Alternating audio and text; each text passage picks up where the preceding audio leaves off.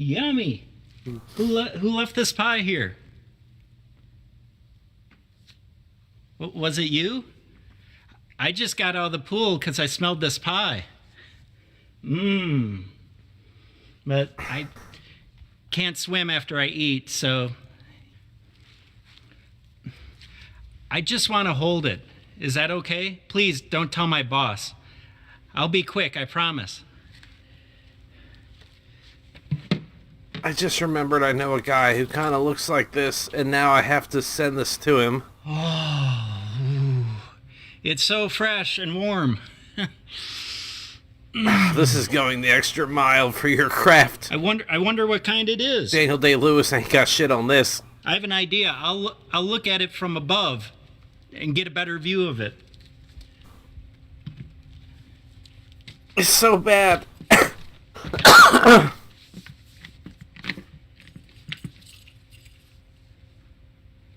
Whoa. I originally thought I was just gonna... Those dough weaves are so tight. I just can't tell for sure. No, that would be rude. I can't. I really want to share this pie with you. I'll go get some silverware.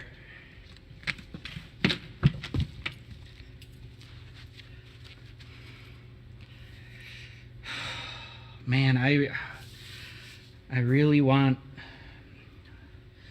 I shouldn't. But I really want to.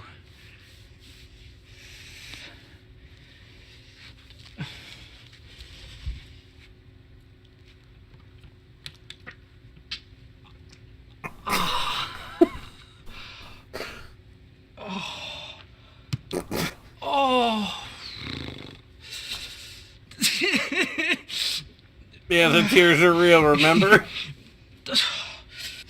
Oh no. I messed up this nice clean room. Oh, the filling's going everywhere. I don't have any napkins. I'm sorry. I'm so sorry. I can't help it. I really tried this time.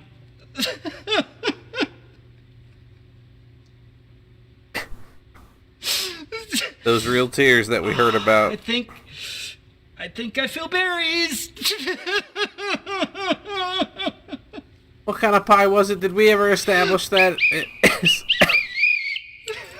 Is it supposed to be a fruit cobbler with...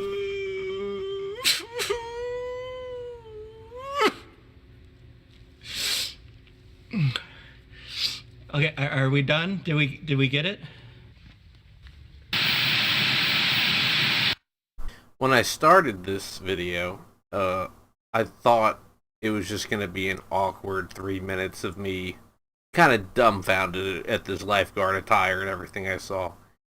And it ended up being, oddly enough, so much more. Hey, welcome back to the channel. We're watching Better Call Saul Season 2, Episode 4, Gloves Off. So yeah, I just watched that pie sitting extra moments ago. It's interesting because we know Jimmy kind of directed and set up the scene for the rescue shot at the bridge, at the billboard thing. And then just the last episode, we know he directed the commercial tape that he sent off without the boss's approval. For this to be his idea and now there's a tape of it would also suggest that Jimmy directed it. So he's kind of has a penchant or a leaning towards this, dramatic, this showmanship that he speaks about in universe is also backed up by this tape. And the other 2 times he directed, that's just really interesting. I just wanted to kind of float that. So yeah, thoughts on the last episode are back there.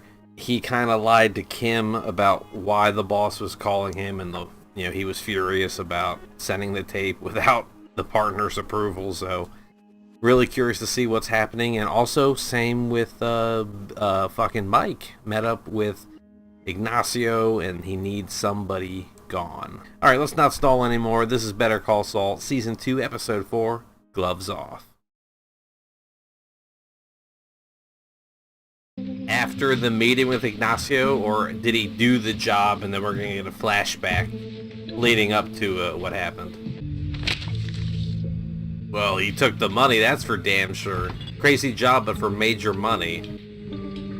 PBR.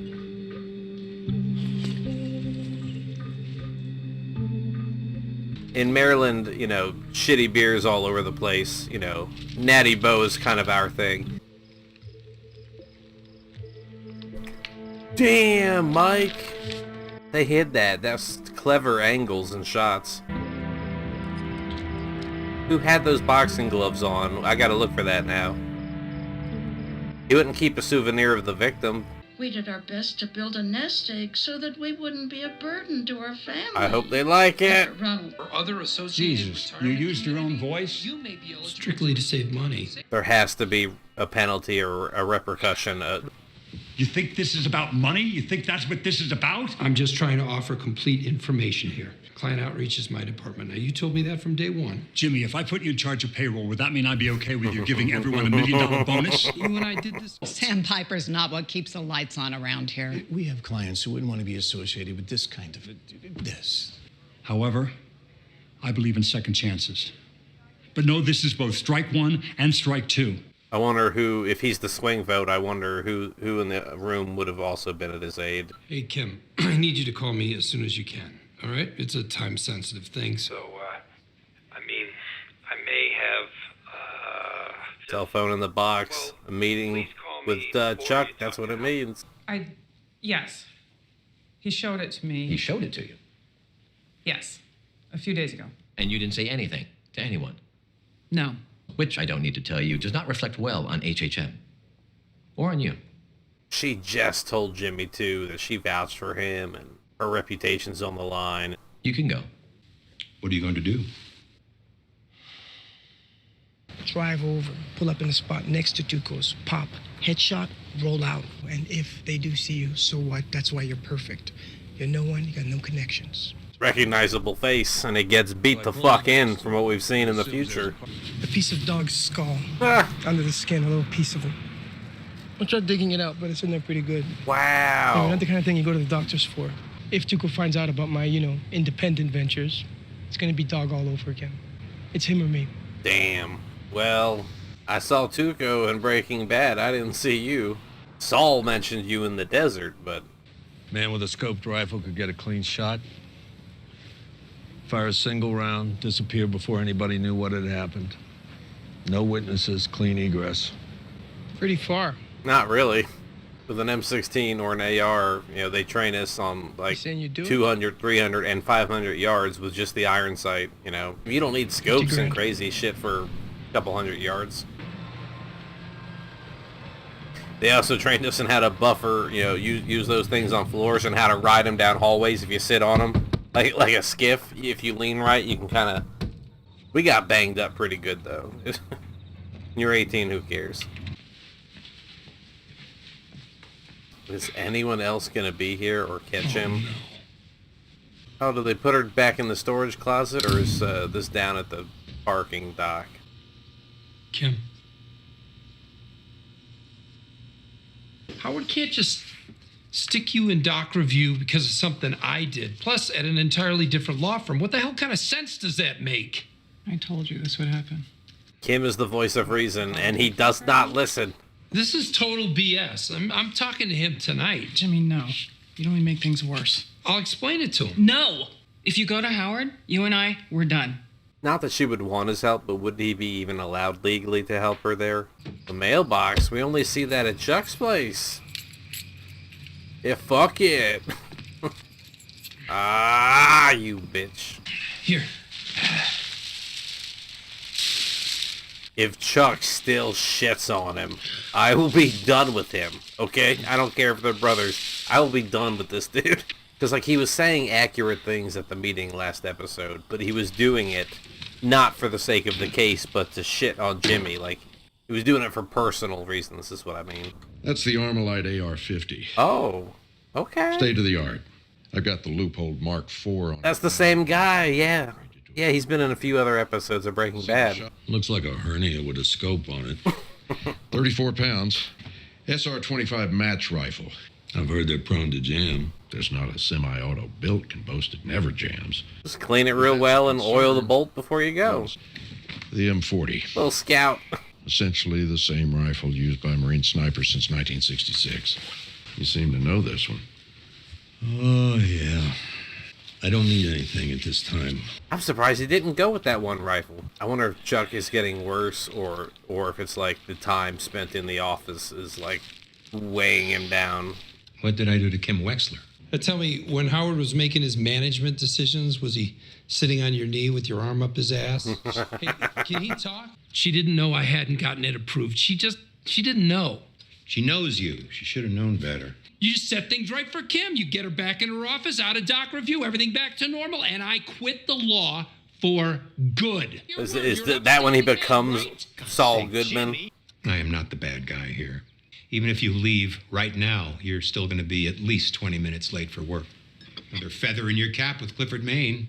I gotta check, is what Chuck is saying, is it all true? Is it accurate? Am I being biased by wanting to be on Jimmy's side here? A dead Tuco draws Salamancas like flies. Cartel noses into the business. You don't need him dead. You need him to go away. Tell me how that helps me. You won't have to talk to the cops. You won't have to do any time. There's no killing but your Tuco problem. It goes away. I'm trying to remember if Tuco just got out when we met him in Breaking Bad or if he had been out.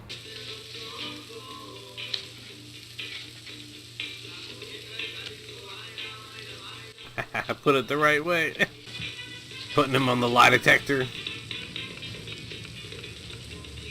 Tampico! Tampico Furniture! That's the dude! I was asking about him last episode. I'll see you next week, Tuco. Nacho. Yeah, see you, Domingo. That was an interesting focus pull. I wonder if we're going to see that guy behind the counter again, or if there was significance to that. Yes, I would like to report a fight going on at the El Machicano restaurant in the 5000 block of Isleta Boulevard. There is a man threatening another man with a gun. So that's the cops showing up and arresting Tuco, but then what happens with Nacho, you know? Mike said he wasn't going to do any time, but we know Mike gets busted up. We saw that at the very beginning of the episode. Come on, man. You just hit my car. Big bills. He's letting them see the big bills, too. You better listen to the man. Come on, guys. Let's just keep things friendly, all right? I ain't your friend. Oh, come on. That'll buff right out. Then buff it out. Maybe $20-30 on me, that's all. Okay, now you're lying to me. I'm not giving you a damn thing. Time to bounce. Yeah, go. Go. The boxing gloves are on Tuco's neck at the beginning of the episode. Mike had them. There, I just now noticed them. The hell? Let go. Let go.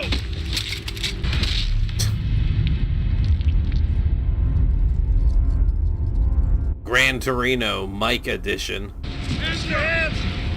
Hands up. Now. On the ground. That all you got? Walked right into it. Wow, I'm so surprised we didn't cut the credits. It was on a black screen for so long. My wallet in his pocket. Add the gun. He gets a 5 to 10 stretch. 25. Definitely earned it. Went a long way to not pull that trigger. Why? We need him for Breaking Bad. So 50,000 would have been for a kill, but just for getting him arrested is 25,000 and an ass whooping.